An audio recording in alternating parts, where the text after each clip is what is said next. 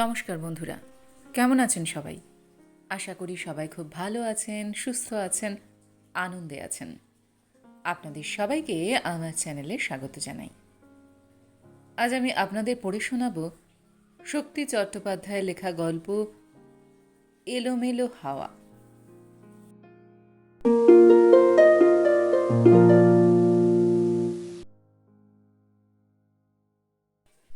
রাত্রির কটা রাত্রিরই জানে, তবে হিম পড়ছে গাছের পাতায় আর ঘাসে। বুটজুতোর ফিতে বেঁধে কাঁধে ঝুলিয়ে দেওয়া হয়েছে। গামছার দুই খুঁটে দুটো পুটুলি যেমন, ঠিক তেমনি ভাবে। তাই স্পষ্ট বোঝা যাচ্ছে ঘাস ভিজে, যেন এক পশলা বৃষ্টি হয়ে গেছে দণ্ড দুই আগে। সুপুরির ঝুপসি ডালপালা হাওয়ায় ঝাপটে পড়েছে, তার গা থেকে টপটপিয়ে জল পড়ছে, হিম জল। এ অঞ্চলের চালচিত্তির হিম পাহাড়, সেই হিম এই জনপদের বাতাসে মিশে গেছে, এমনিই যায়। রাতে ভিতে চুরি ডাকাতি করে, দিনের রোদ্দুরে সে এক রূপোর ভুবন, ডানা ছড়িয়ে হাসে। সেই হাসি, সেই হিমঘুম, সেই মরিচমায়া ছেড়ে এসেছে ওরা দুজন, শাঙ্ক আর নিরুপম। সেই এলোমেলো হাওয়া ভুবন চাঁদ ফেলে পায়ে পায়ে নেমে এসে দাঁড়িয়েছে এই সমতল ভূমিতে। এখানে রাস্তাঘাট গেল বছরের নানা রং পশমের সুতো, ফালতু উল, গোটা বছর ফালতু হয়ে জমতে জমতে একে অন্যের ভিতরে ঢুকে গেছে।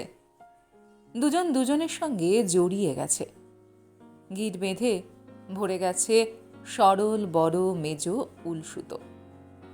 তেমনি এখানকার রাস্তাঘাট, গলি উপগলি, জড়ামড়ি করে বাড়ি ঘরদোরের পাশ কাটিয়ে একবার ডাইনে একবার বাঁয়ে করতে করতে বজায় আছে। শাঙ্ক দুটো টহলদারি পুলিশ নিয়ে এগিয়ে চলেছে, যেন ওর হাতে ওয়ারেন্ট, যাকে দেখবে তাকেই ধরবে। পথে লোক নেই, হুটকো বিড়াল কুকুরও নেই। হিমডালে বাদুর হয়ে ঝুলছে কিনা তাও টের পাওয়া যাচ্ছে না। সমস্ত শহরটাই কেমন চুপচাপ, স্থির, মৃত। বহু দূর থেকে তিস্তার জলধ্বনি এখানে এসে পৌঁছচ্ছে। শহরের ডান প্রান্ত দিয়ে বুড়ি বয়ে যায়। বুড়ি আর বুড়ির শহরের মাঝখানে বাঁধ। সেই বাঁধে মানুষেরা সকাল সন্ধে হাওয়া খেতে যায়, বসে থাকে, গল্প করে, সুখ দুঃখ, খাওয়া না খাওয়ার গল্প। বেশি পাওয়া আর কিছু না পাওয়ার জন্য শ্বাসকষ্ট বোধ করে। মানুষ বড় অদ্ভুত। সেরকমই একটি মানুষ কিংবা তার বাড়ি বা বাসা খুঁজতে এই জনহীন রাত্রিরে পথের উলসুতো ঘুরে বেড়াচ্ছি। টহলদার আলো দেখাচ্ছে। ওদের আলোয় পথ হুমড়ি খেয়ে পড়েছে খানাখন্দের ভেতরে, ডোবায়, নালায়। ওদের আলো ঠিক আলো নয়, তবু ওরা এসেছে বলে ভালো লাগছে। ওরা আমাদের কেউ না, আমাদের পথ দেখাতে জন্ম নয় ওদের। ওদের কাজকর্মও আলাদা। তবু একটা নতুন ধরনের বিপন্নতা দেখলে মানুষ কেউ কেউ যেভাবে দানি হাত বাড়ায়, এরাও তাই। এরা গলির মুখে ছিল, এখন আমাদের সঙ্গে গলির উলসুতো জড়াতে জড়াতে এক জায়গায় এসে থামল। থেমে বলল, সকাল হলেই ঠিক চিনতে পারবেন। এক রকে অপেক্ষা করুন, আমরা মরে আছি, ওখানেই ডিউটি চলবে ভোর পর্যন্ত, কোনো ভয় নেই, আছি আমরা। এই প্রথম এলোমেলো হাওয়া এড়িয়ে স্থির মৃত বিনিঃশব্দের শহরে এসে শাঙ্ক আমার পাশ থেকে সরে গেল। আমি সন্ন্যাসীর মতো কপট দক্ষিণ। সঙ্গে জামাকাপড়ের বাক্স আছে, কখনো বালিশ, কখনো সম্বর্ধক। ওটা দেখে মানুষ মাঝে মধ্যে আমায় মানুষ বলেও ভুল করে। ওটা আছে। আর চোখের সামনে আছে একটা আটচালা ভিখারিদের, যার মেঝে ভর্তি লম্বালম্বি সব দেহ। আমি ধীরে সুস্থে উঠে তাদের পাশে জায়গা খুঁজে খুঁজে এক চিলতে জায়গায় গা ঢেকে দিলাম, পাশ ভাবে, কাত হয়ে। বাঁ থেকে ডান কাতে যেতে উঠে দাঁড়িয়ে ঘুরে নিতে হলো। এভাবেই কিছুক্ষণ। তারপরই মনে হলো আমায় দুজনাই মিলে পথ দেখায় বলে আমি দেবেশের বাসা বা বাড়ি খুঁজে পাইনি। অথচ দীর্ঘদিন ধরে সেখানে যাতায়াত করছি। বলতে পারবো না ওদের উঠোনে যে পেয়ারা গাছটা ছিল সেটি উঠোনের ঠিক কোন দিকে আছে, কিংবা কার্ল মার্কসের বইগুলো তাক থেকে নামিয়ে কেউ তাক ঝেড়েছিল কিনা কোনো ছুটির দিনে। বলতে পারবো না ওরকম জিজ্ঞাসাবাদের উত্তর কিছু। তবে মনে হয় একা চিনে নিতে পারবো। এই ভেবে মোহমান ভিখারিদের স্বপ্নরাজ্য ছেড়ে আবার পথে।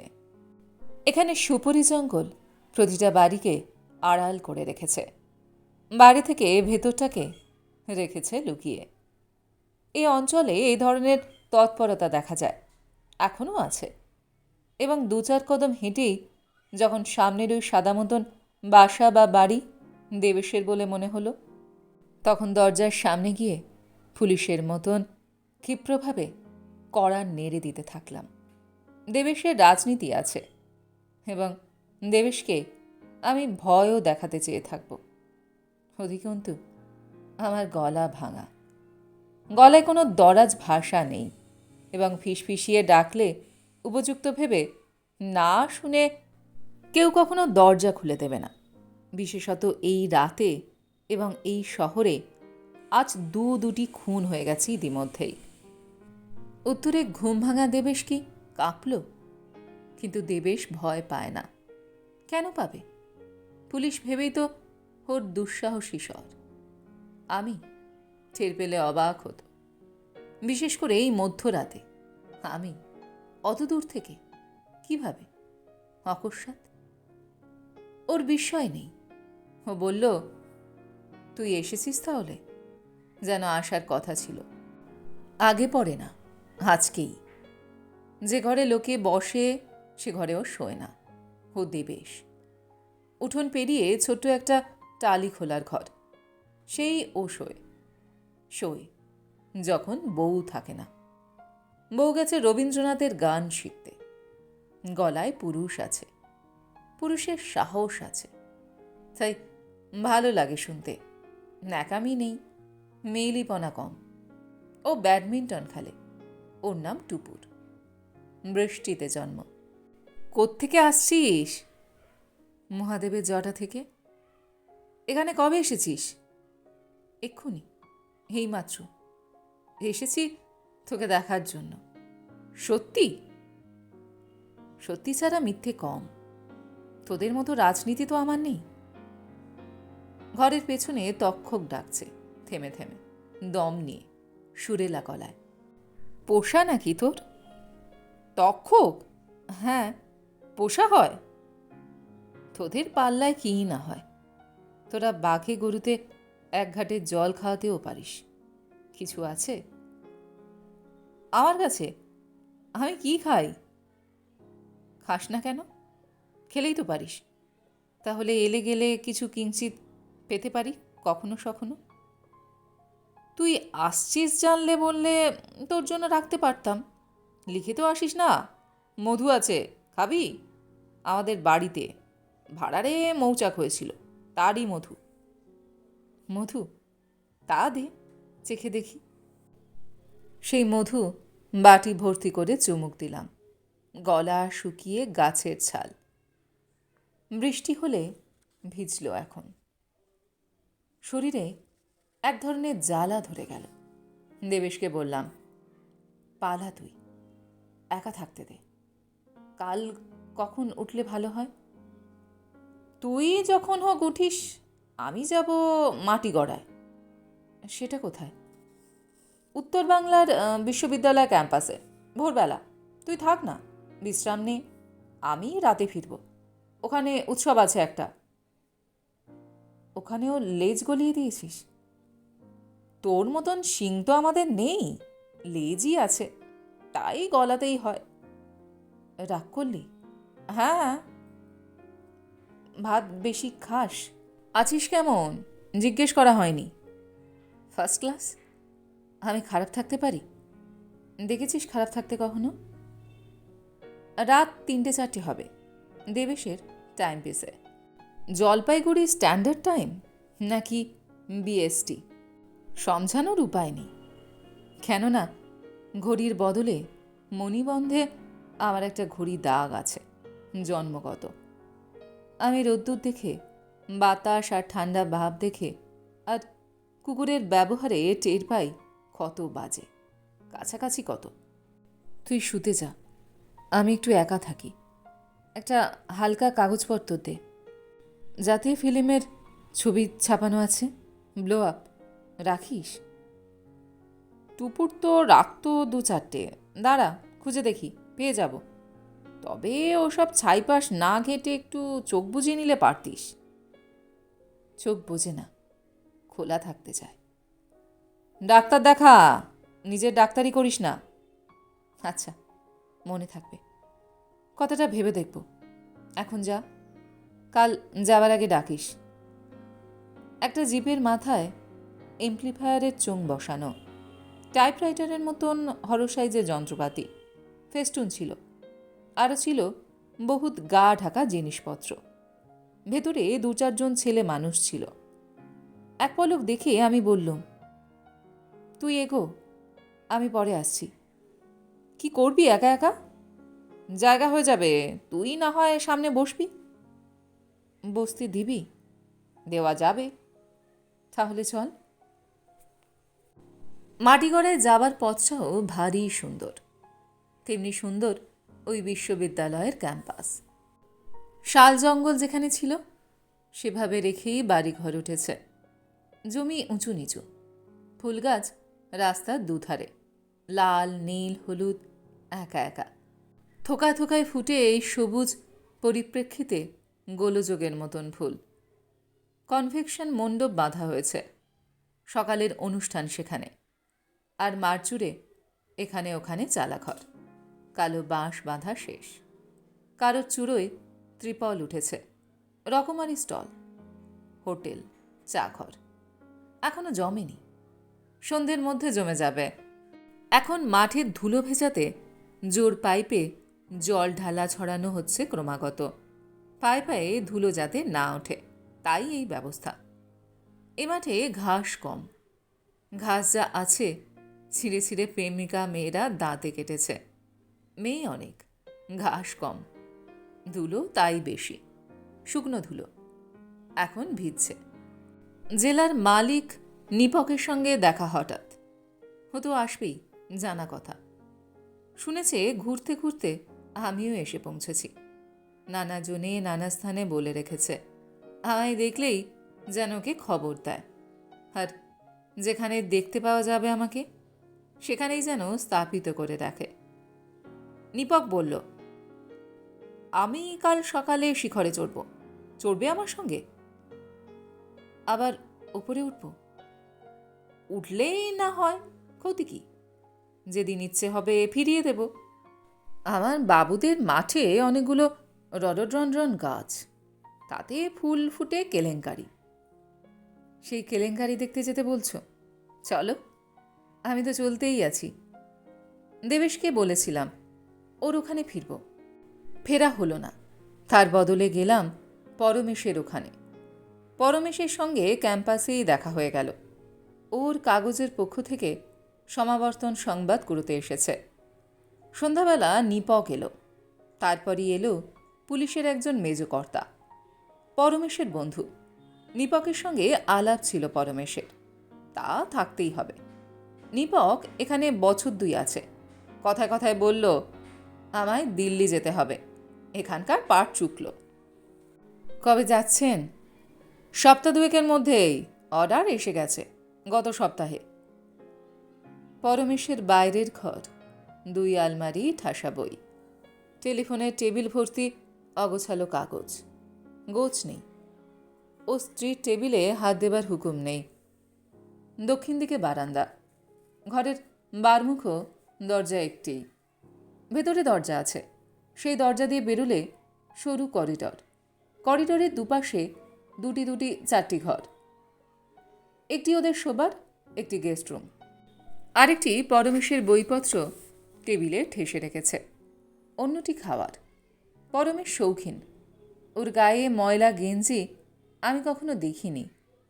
বাড়িতে কাচলে চলবে না, সব ধোবার বাড়ি দিতে হবে, কড়া ইস্ত্রি চাই। গেঞ্জিতে মার দেওয়া চলবে না, ধোবার কাছে কড়া নির্দেশ দেওয়া আছে এ মর্মে। একটু ইতর বিশেষ হলে আর রক্ষে নেই, বউকে আবার কেচে মার পরিষ্কার করে ধুয়ে দিতে হবে। এ কি জেসে চামড়া, মার থাকলে গায়ে দাগ বসে যায়, জ্বালা করে। চারজন গোল হয়ে ঘিরে বসা, মাঝখানে খাদ্য পানীয়, পাশে সিকিমের আমদানি। পরমেশের কাছে স্টক থাকেই, আজ সবই ওর সৌজন্যে। কতদিন ধরে এই সৌজন্য সপ্তাহ চলবে জিজ্ঞাসা করলাম। যতদিন থাকবি। না, এবার বোধহয় যেতেই হবে, কম দিন হলো না। তাছাড়া একে একে তো সব কিছু লক হইয়েছি। কত রাত পর্যন্ত মৎসব চলেছিল মনে নেই, তবে ভোর ছুঁই ছুঁই হবে। পরমেশ একসময় বেহালা তুলে নিয়েছিল কণ্ঠার উপর, বহু বছর বাদে। এই এলোমেলো হাওয়ার মতন ভেসে বেড়ানোর শুরুর দিকে যখন এসেছিলাম, তখন ঝাড়পোছ করিয়ে তার বাঁধিয়ে তুলে দিয়েছিলাম ওর কাঁধে ওই প্রিয় যন্ত্রটি তার। সে বাজিয়েছিল পাগলের মতন। তখন আবার সেই পুরনো পরমেশ, সেই ভাষা ভাষা স্বপ্ন ভরা চোখ, চশমার মোটা কাঁচে প্রখর, মাথা ভর্তি এলোমেলো চুল, কাঁচা পাকা, মুখটা ভারী হয়েছে, গলার নিচে মাংস নেমেছে অল্প। নিপক কখন চলে গেছে, মেজকর্তা গেছে, পরমেশ আর আমি বিছানায় উপর, বাতাসে জল, শীত। মাথার কাছে 2 কাপ চা, ঠান্ডা জল। বন্ধুর বউ কখন বসিয়ে দিয়ে গেছে। না, গালচের ওপর শব্দ হয়নি। মহিলা শব্দ করার মানুষ নন। ভেতর থেকে নিঃশব্দে আমাদের ঘরের সব কিছু লেজ্জ পেয়ে এসেছে। আমরা ফেলে ছড়িয়ে খেয়েছি। এরকমটা উনি দেখে আসছেন দীর্ঘদিন যাবৎ। এরকম না হলেই কেমন অবাক লাগে তার। এতে যেন অভ্যস্তই হয়ে গেছেন উনি। অন্যরকম হলে নতুন লাগে। পরমেশ বলে, দেখে শুনে ও পাথর হয়ে গেছে। এখন যার জন্য অপেক্ষা করেও তার রামায়ণ থেকে উঠে আসার কথা। উঠে হাত না ছুঁয়ে পা দিয়ে প্রতিমা বানানোর কথাও তার। দেরি হচ্ছে, তবে ওর বিশ্বাস তিনি আসবেন। ক্লান্তির যে চেহারাটা আমি প্রায়ই টের পাই, এই সে চেহারা নয়। শরীরটা ভিজে বস্তা, মাথা পাথর, চোখ দুটো ঘষা কাঁচ। মনের মধ্যে দর্জি দোকানের ছাট কাপড় টুকরো উঠছে হাওয়ায়। কত কথা মনে পড়ছে। মনে পড়ছে অবিমৃষ্যকারিতার মানে যেদিন জেনেছিলাম, সেদিন তার বানান এক এক সময় এক এক রকম লিখতাম। এইসব দূরাদূরের স্মৃতি তালকানা চামচিকের মতো উড়ে বেড়াচ্ছে, জুড়ে বসছে না। জুড়ে বসার ঠাঁই কোথায়? মাথা হেলিয়ে দিয়েছি গাড়ির নরম গতিতে। কাঁচি মেরে বসেছে পা। ঠান্ডা বাতাস কুলকুল করে ভেতরে ঢুকে পড়ছে। আমি কাঁচ ফেলতে দিইনি। শুকনো পাথরের মুখটার উপর ওই যে একটু স্নেহপ্রবণ শীতল। গাড়ি গড়গড় করে চড়াই ভাঙছে। ডান দিকে পাহাড়ি পথের নিচে নামকরা ঝাপসা নদী, তার নীল জল। এদিকে ওদিকে ফর্সার লোকের চামড়ার কপাল, চর, চড়ুই, মানে চড়ুইয়ের মতন চর। ক্ষণেক জেগেছে অনেকটার মতন। কেন উঠছি আবার? এই তো সেদিন পাহাড় থেকে নামলাম, 2 দিন সমতলে কাটতে না কাটতে আবার পড়িমরি ওঠা। কেন? শুধু ওঠার একটা বাহন পেয়েছি বলেই? এখনো নিজেকে ঠিক বুঝতে পারলাম না। খুবই কাক ডাকা ভরে বেরোনো গেছে। তখন ঘাসের ডগায় শিশির মরেনি। জুতোর গায়ে ভিজে বুড়ো ঘাস ডগা আর কাদামাটি। মনে হয় রাতে বৃষ্টিও হয়ে গেছে ঘুমের স্বপ্নের মধ্যে। অতটুকুন ঘুম, আর তারই মধ্যে কিনা বৃষ্টি চোরের মতো পা টিপে এসে গেছে কখন টেরই পায়নি। টের পাবার কথাও না। চলে যাচ্ছি বলে পরমেশ আয়োজনটা ভালোই করেছিল এমনভাবে যেন এ রাতের পর আর রাত ফিরে আসবে না, বা এমন রাত আসবে না ফিরে, এই ভেবে ভালো মাংস আর পরোটা, ভালো বিভিন্ন দফার আসর, মাছ ভাজা, ওর বেহাল বাদ্য এবং হাসি গান হল্লা। ঘুরে ঘুরে রাস্তা উঠছে ওপরের দিকে, ক্রমাগত উপরে। একটা জলপচা গন্ধের সঙ্গে মিশে যাচ্ছে বনফুলের তীব্র গন্ধ। পাহাড়ি ফুলে গন্ধ বাতাস নেই বললেই চলে, কিন্তু এ কোন ফুল এক অজানা গন্ধ ছড়াচ্ছে ভারী বাতাসে, দেখে বোঝবার উপায় নেই। থোকায় থোকায়, কখনো বা টিপের মতন গোল আর ছোট্ট, কখনো লম্বা ছড়ির গায়ে প্রবালের মতো আটা। কে গন্ধ ছড়ায়? হেঁটে হেঁটে প্রতিজনকে শুকে যেতে পারলেই ধরা যেতই, ধরতেই হবে, না ধরলে যেন নিস্তার নেই। হে এক খেলা, এই খেলা সবাইকেই পেয়ে বসে মাঝে মধ্যে, জীবনের কোনো না কোনো সময়ে। এখন আমার খেলার সময় নয়। যেখানে যাচ্ছি সেখানে কখনো যাইনি, যাদের কাছে যাচ্ছি তাদের সঙ্গে দেখা হয়নি বহুকাল। শুধু মাঝে মধ্যেই তার স্বামী, অর্থাৎ আমার পুরনো বন্ধুর চিঠি পাই, উত্তর দেওয়া হয় না। উত্তর দেবার আছেটাই বা কি? হয়তো লিখতাম ভালোই আছি, কিংবা লিখে ফেলতাম ভালো নেই। কি হতো লিখে? বিকাশ মৌলি ভাবত নিরুপম নিজেকে রক্ষা করতে জানে না, রক্ষা করতে পারছে না, কিন্তু তা তো সত্যি নয়। ওদের সঙ্গে শেষ দেখা সিনেমা হাউসে, দক্ষিণ কলকাতায়। আমরা দেখে বেরুচ্ছি আর ওরা যাচ্ছে দেখতে। আশ্চর্য, তুমি সিনেমা দেখছো যে? বলে বিকাশ। আশ্চর্যের কি দেখলে? এটা আমার এক কলিগের লেখা, চিত্রনাট্যও তার। সুতরাং বন্ধুকৃত্য করতে এসেছিলে? কি আর করা, এসেছিলাম বলে অন্তত তোমাদের সঙ্গে দেখা হলো। আমাদের সঙ্গে বলছো কি করে? বলো, তোমার আর আমার দেখা হলো।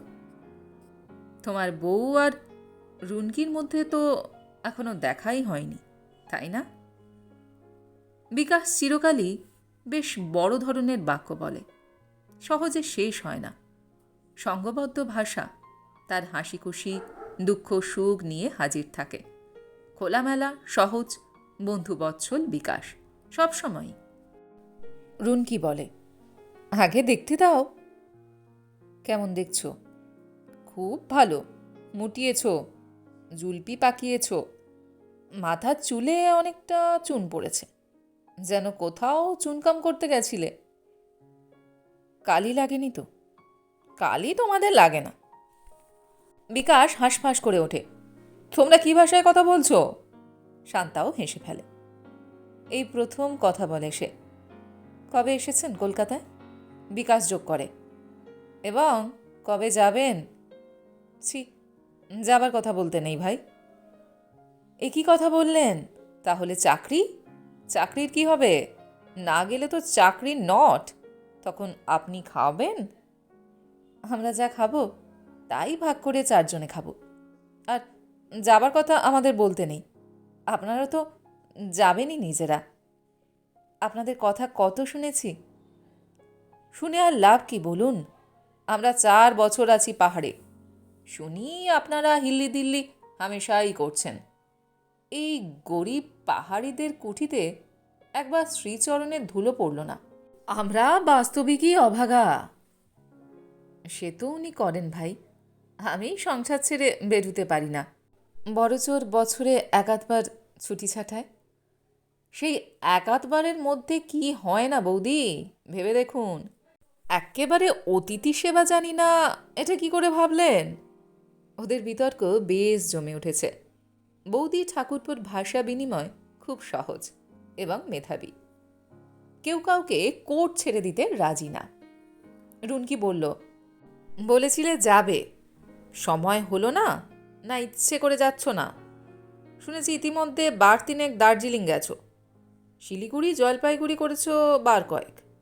ফেরেলের সূত্র অনুযায়ী একটু বেঁকিয়ে আমাদের ওদিকে গেলে এমন কি ক্ষতি হতো?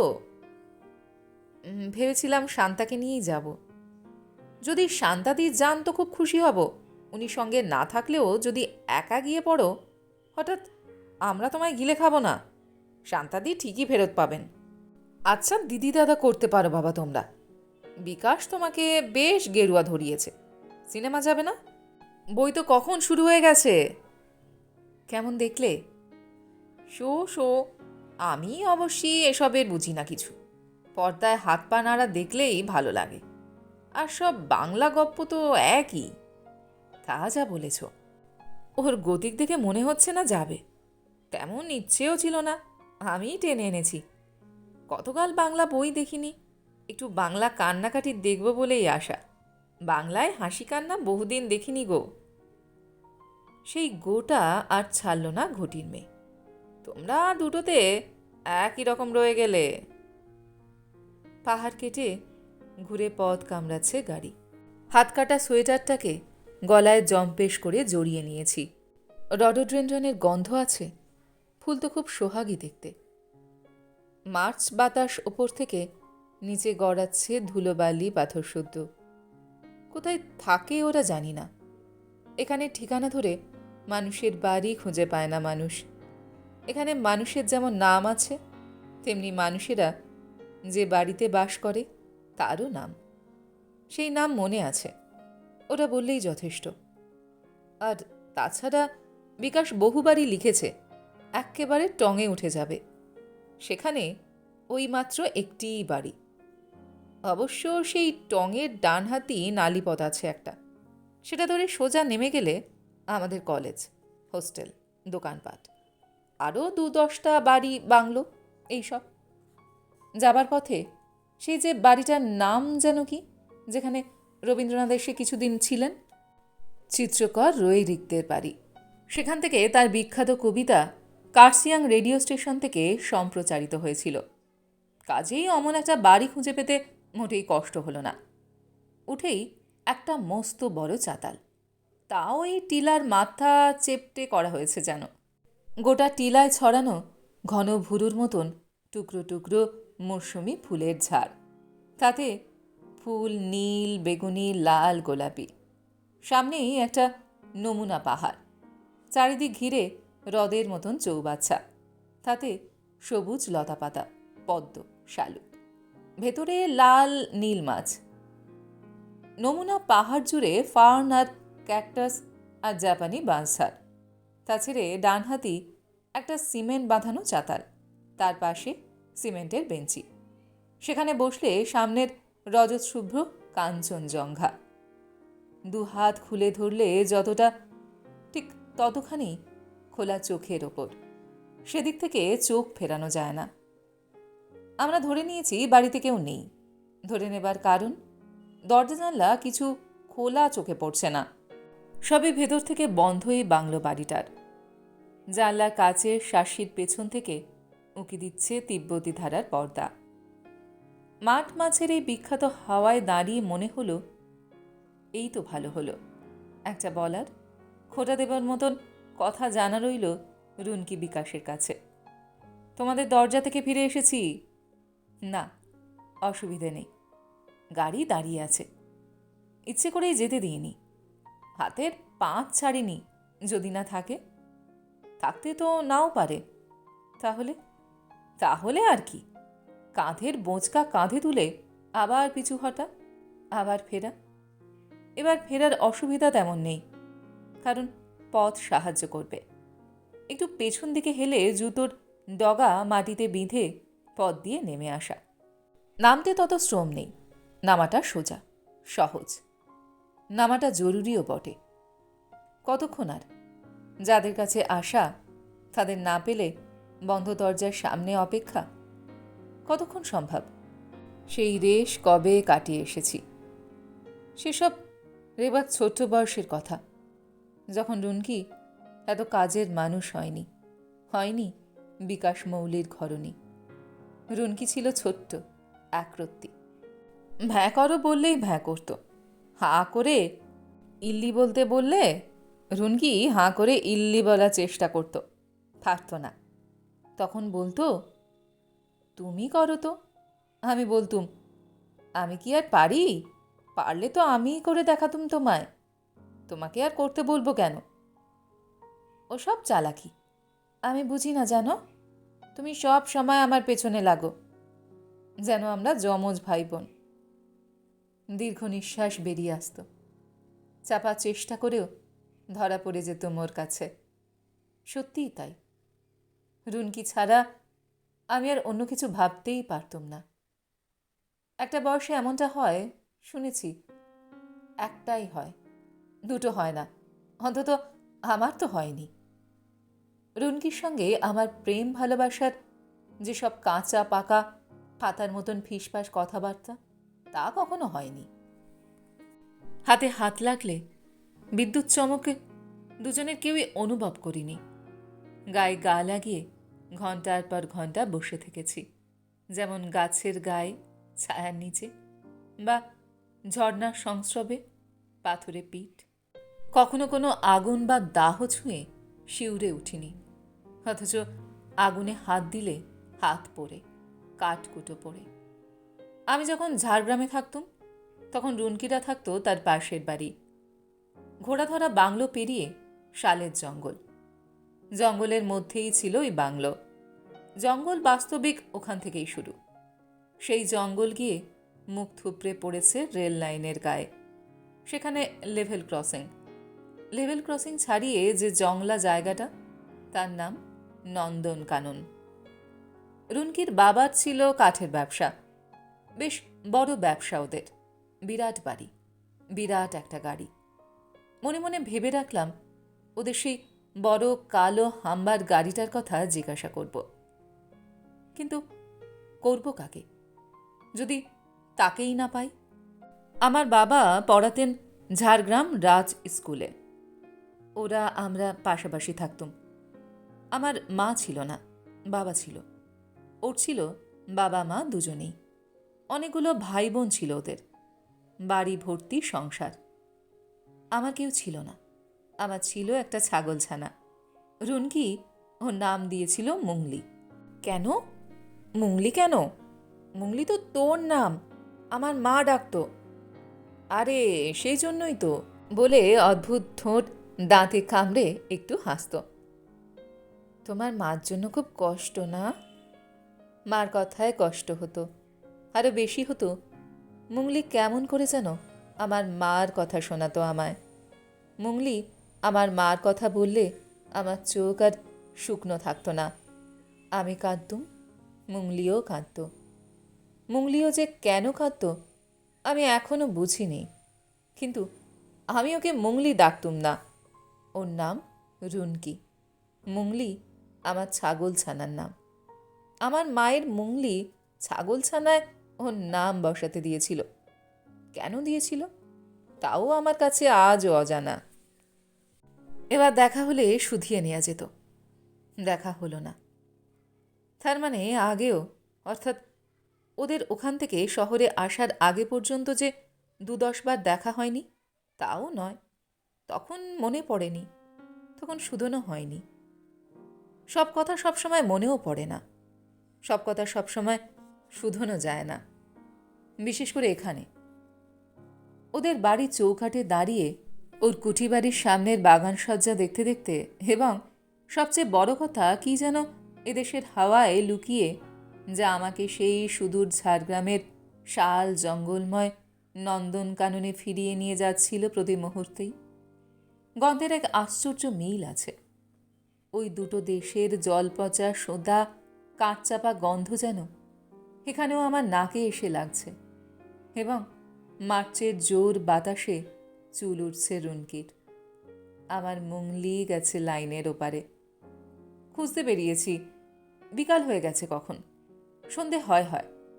সন্ধে তখন ছোট চিতা বেরোয় ওই অঞ্চলে। ও প্রাণপণে মুংলি মুংলি চিৎকার করছে। আমি চুপ হয়ে আছি। মন বলছে, না, ওকে আর ফিরে পাওয়া যাবে না। ও তো আসে না এদিকে কখনো, ঘাসের তো অভাব নেই আমাদের দিকে। তাহলে অন্য কিছুর টানে গেছে, ফিরবে না, ফিরতে পারে না। আমি আগে থেকেই সত্যি কথাটা ঠিক জেনে যেতুম, ভরসা করে বলতুম না। রুনকিকে বললুম, ও গেছে। গেছে মানে? আসলে তুমি জঙ্গলে যেতে ভয় পাচ্ছ না? একটু, কিন্তু তার চেয়েও বড় কথা, ও তো কখনো যায় না রুনকি। যায় না, গেছে, ওর কি দোষ? তাহলে আমরা ওকে খুঁজব না? চলো খুঁজি, খুঁজে দেখি। কিন্তু আমার মন বলছে খুঁজে কোনো লাভ নেই, ও আর ফিরে আসবে না। তাহলে? রুনকি একেবারে ভেঙে পড়ে। আমি কারোর কান্না সহ্য করতে পারি না। অন্যের চোখের জল আমার চোখের জল টেনে বার করে। আমরা দুজনে একটা শাল গাছের নিচে জড়ামড়ি করে কতক্ষণ কেঁদেছিলাম আজ আর মনে নেই। মনে না থাকাই ভালো। একটা আলোর বিন্দু কি যেন বলতে বলতে এদিকে আসতেই সম্বিত ফিরে পেলাম। দুজনে ছিটকে দুদিকে। এমন তো কখনো হয়নি। বাবা এসে বললেন, মুঙ্গলি তো গেছে, সেই সঙ্গে সঙ্গে তোরাও বাঘের পেটে যেতিস।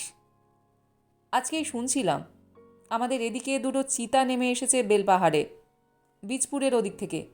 কি যে করিস তোরা! এই দুর্ঘটনার পর দুদিন রুনকির দেখা নেই। আর যদি হঠাৎ আমি ওকে দেখি টগর গাছের ডাল ছাড়া দিয়ে ফুল পাড়ছে, আমাকে দেখেই দৌড়ে পালায়। কেন রে বাবা? মুঙ্গলিরও তো দোষ। আমি কি করলাম আবার? বুঝতে বুঝতে আর ওর দেখা না পেতে পেতে কেমন যেন মনটা ভার হতে থাকে। একে তো মুঙ্গলি গেছে, তার উপর যদি রুনকিও যায়, তাহলে থাকে কি? আমার তো আর বিশেষ কেউ নেই। ওর না হয় অনেক আছে। এইভাবে একদিন, দুদিন, 3 দিন কাটল।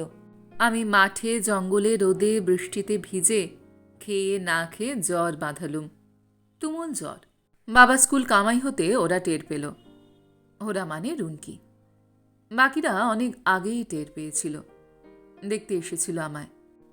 সাবু বার্লি চলে আসছিল, দিলেন 5-7 বার। কিন্তু যার জন্য এই জ্বর বাঁধানো, সে কই? আচ্ছা, কানে এলো একদিন, আহা, রুনু এখানে নেই, ও থাকলে। আর শুনতে ইচ্ছে হলো না। এতেই ভেতরে ভেতরে আমার জ্বর অর্ধেকের বেশি সেরে গেল। তাই বলি, রুনকি এখানে থাকলে কি না এসে পারত একবার? একবারই বা বলি কেন, অজস্র, অসংখ্যবার। রুনকি আমি দুজনেই সেবার স্কুলের শেষ পরীক্ষা দিয়েছি। আমার কেউ নেই বলে পরীক্ষার পর পড়ে আছি এখানে। আহা, বেচারার তো অনেক আছে। ও বেড়াতে যাবে না? আর গেছে তো মাসির কাছে, খড়গপুর। এখান থেকে দূরশি রাস্তা মোটে, খবর গেছে। কখন ঘুমিয়ে পড়েছিলাম কে জানে, হঠাৎ কপালে একটা পায়রার মতন গরম হাত। চোখ মেলে তাকিয়ে আবার চোখ বুজে ফেললাম। আমার মুখের উপর ওর ঝুঁকে রয়েছে, কেমন দোষী দোষী ভাব সেখানে। আর ঘুমিও না, ওঠো, জ্বর নেই। কি করে জানলে? আমি জানি, দুষ্টুমি করে এখানে ওখানে মেঘে রোদ্দুরে ভেসে বেড়ালে কার শরীর ভালো থাকে ভেবেছোটা কি? তুমিও তো চলে গেলে। যাবই তো, 2 দিন গেছি বলে জ্বর বাঁধাবে? সেদিন কথা বললে না কেন? আমায় দেখে পালিয়ে গেলে কেন অমন করে? ব্রত করেছিলুম যে। ব্রত মানে? মুঙ্গলি যাতে ফিরে আসে সেই জন্যই মানত করেছিলুম মাঠ ঠাকুরের কাছে, উপোস করেছিলাম। ওদিন কথা বলা বারণ। সত্যি বলছো? আমি আদরে ওর হাত কপালের উপর চেপে ধরলাম। তুমি এত ভালো রুনকি, আমি খুব খারাপ জানো। আমি কত কি ভেবে ফেললাম। তুমি আমায় ক্ষমা করবে তো? তুমি আমায় ভুল বুঝবে না তো বলো? কি পাগলের মতো কিচিরমিচির লাগিয়েছ। একটু চুপ করে শো, শরীর দুর্বল, এখন অত কথা বলো না। আমি বসে তোমার মাথা টিপে দিই। দাও, অনেকক্ষণ ধরে দেবে কিন্তু, 3 দিন ধরে দিতে হবে। আহ্লাদ আর কি। সেই রুনকিরা চলে গেল ডালটনগঞ্জ হঠাৎ। ওখানে কাঠের ব্যবসা আরও অনেক ভালো। রুনকি পড়তে গেল রাঁচি কলেজে, আমি ঢুকলুম গিয়ে রাজ কলেজে। এখানেও ওদের সংসারের একটা বড় অংশ পড়ে থাকলো। কিন্তু যে থাকলে সব কিছু থাকে, সেই বড় হতে চলল রাঁচি। বলল, তুমি এত ভাবছ কেন? বছরে 4-5 বার আসবো, 2 মাস থাকবো এখানে, তুমি যাবে। রাঁচিতে তোমার থাকার জায়গা না থাকলেও ক্ষতি নেই।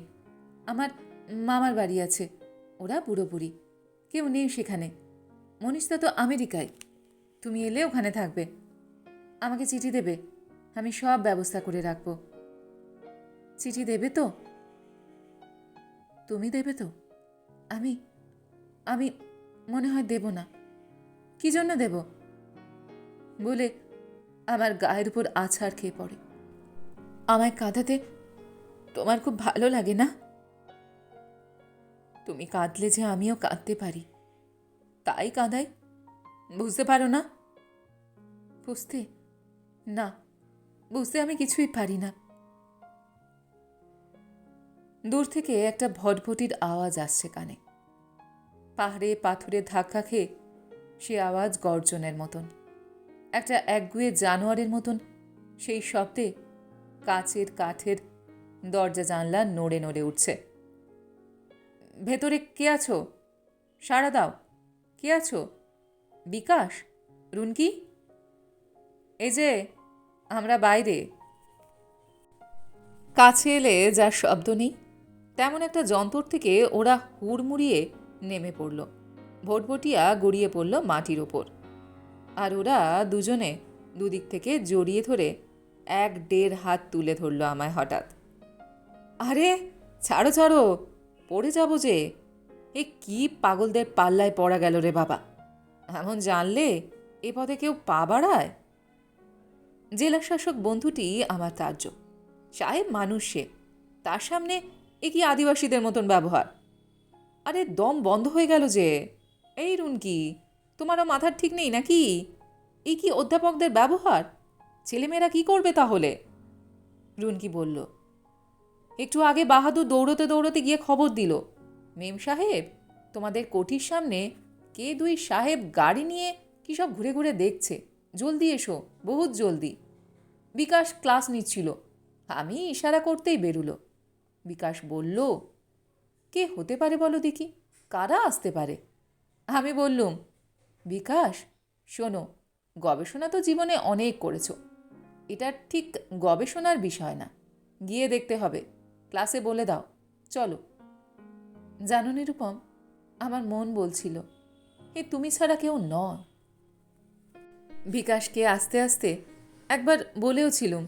ও বলল, তুমি কি খোয়াব দেখতে শুরু করলে রুনি এই সকালে? গাঁজা ভাজা খেয়েছো নাকি? আমি আর কিছুই বলিনি। কি বলবো, তুমি তো আসতেই পারো না। ভাবলুম, তবে যদি ওই সেবারের কলকাতায় খোঁচাটা হজম করে না থাকো। বেশ কিছুদিন আগে হঠাৎ যেন শুনেছিলুম তুমি কোচবিহারের উদ্দেশ্যে বেরিয়েছ। সেখানে তোমার যেন কি একটা ছিল, কিন্তু শেষ পর্যন্ত পৌঁছে উঠতে পারোনি। তারপর অন্যমনস্কভাবে বলে ওঠে, কতবার কত করে বলেছিলাম, রাঁচির জন্য বেরিয়ে কিছুতেই আর রাঁচি পৌঁছতে পারোনি, মনে আছে? বিকাশ তখন গোটা জেলার মহাসম্মানিত অতিথির সঙ্গে ভদ্রতা বিনিময় করছে।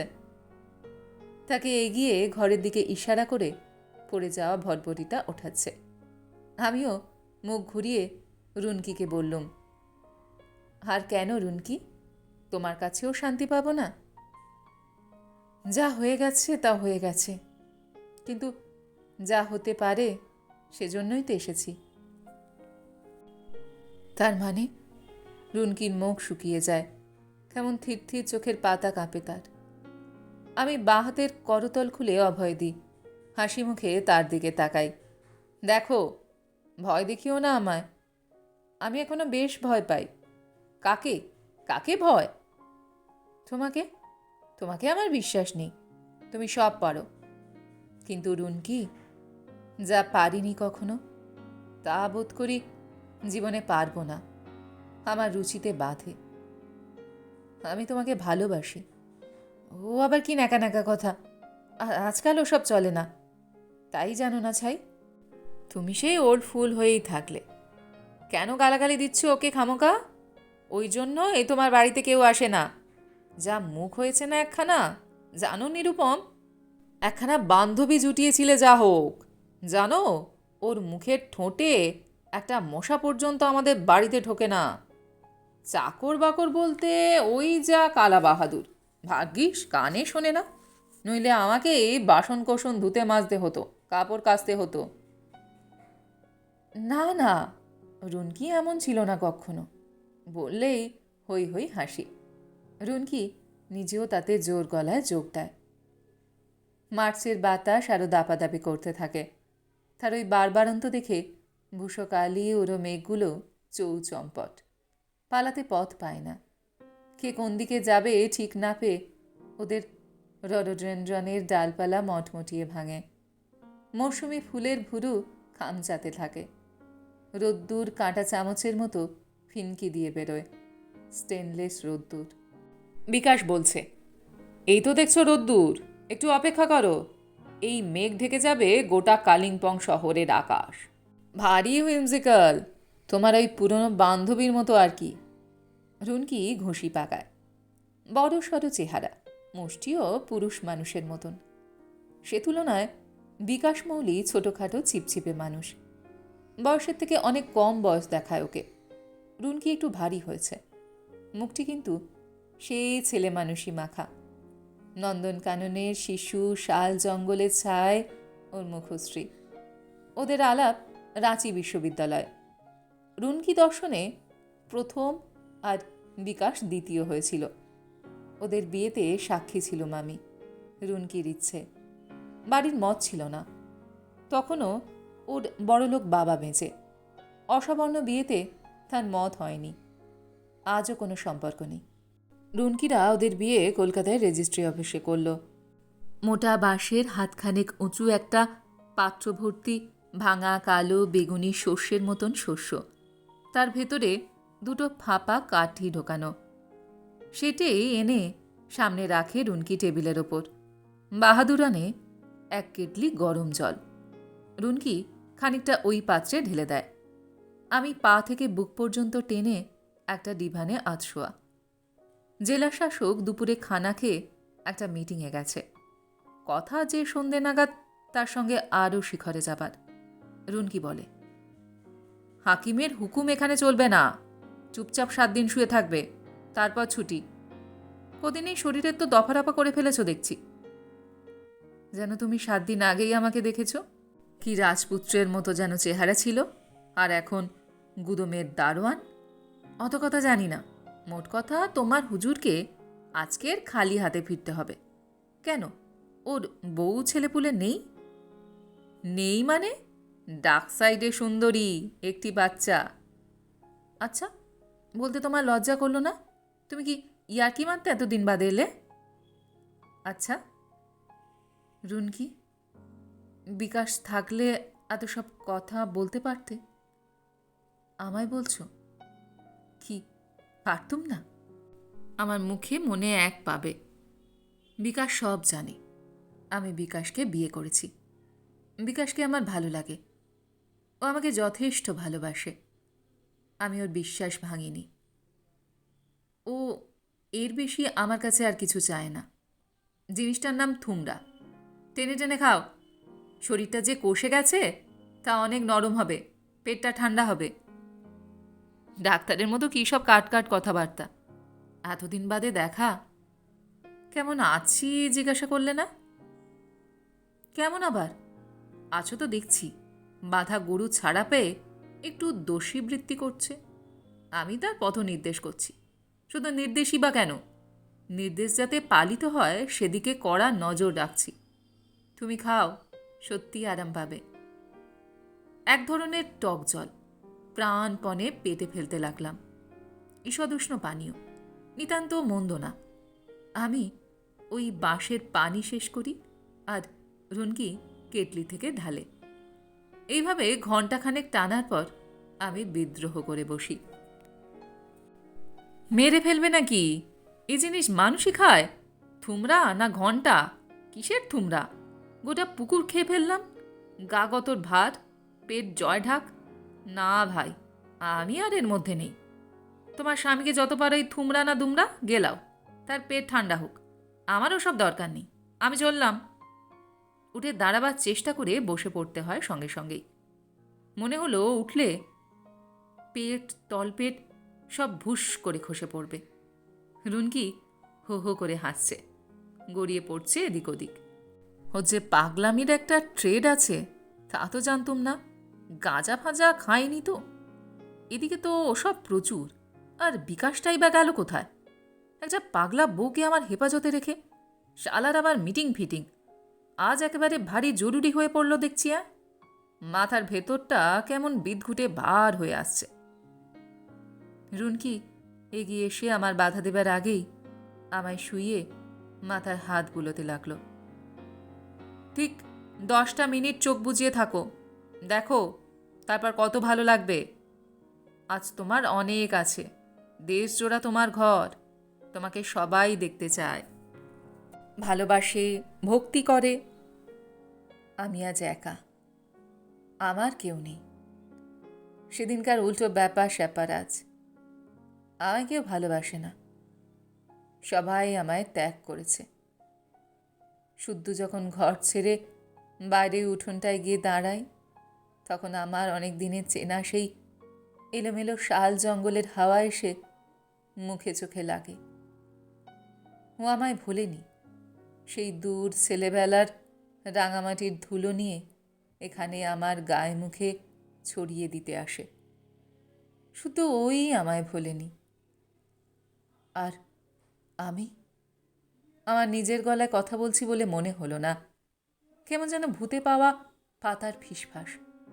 তুমি আর তুমি, এই উচ্চারণের মধ্যে যেন এই টিলা, তার কুঠি আর বাগান সজ্জা, কাঁচ কাঠ দেওয়ালগিরি শুদ্ধ শিউরে উঠল। গভীর অন্ধকারের মধ্যে চোখে জলস্রোতের আওয়াজ, নাকি ওই সিমেন্টে বাঁধানো লাল নীল মাছের হ্রদে প্লাবন এসেছে। তুমি আমাকে চিরদিন বঞ্চিত করে এসেছ, ঠকিয়েছ। কেন? আজ তার জবাব দাও। আমি পারবো না রুনকি, আমার আর বলার মতো কিছু নেই, দেবার মতো কিছু নেই, দেবার মতো কিছুই নেই। আমি ভিখারির মতন পথ থেকে পথে ঘুরে বেড়াচ্ছি। আমার কাছে কিছু চেয়েও না। আমি আজ নিঃস্ব, বিশ্বাস করো। না। এই চিৎকারে যেন সিংহিনী, যেন বিদ্যুতে আকাশ চৌচির হয়ে ফেটে গেল। না, বিশ্বাস করি না। আর ঠকাবার চেষ্টা করো না, জবাব তোমায় দিতেই হবে। এবার আর তুমি ঠকাতে পারবে না। আমি তোমায় ঠকাতে চাইনি রুনকি, সত্যি বলছি। তবে এসেছো কেন? মিথ্যুক, আমায় পাগল করতে চাও? আমি সব জানি, আমি সব বুঝতে পারি। প্রাণপণে দুহাতে রুনকিকে দূরে ঠেলে যেন বাদ দিয়ে নদীকে পথ ঘোরানো যায় এমন চেষ্টা করতে থাকি। কিন্তু নদী তখন বর্ষার ঘোর কালো জল নিয়ে বাঁধ ভাঙছে, আর রক্ষা নেই। অন্ধকারে শান্ত নদী একা, ঘোলা জল, পথঘাট প্লাবনে ভাসছে, পাথর ছিটকে পড়েছে এদিক ওদিক, চতুর্দিক। আমি বাইরে চাঁদের মুখোমুখি বসে আছি। এলোমেলো হাওয়া এখন আর নেই। বড় শান্তি, বড় শীত এই কাঞ্চনজঙ্ঘার পাড়ায়। মাথা পর্যন্ত চাদর টেনে দিয়েছি, যাতে নিজেকে একটি শবাধারের মতো দেখায়।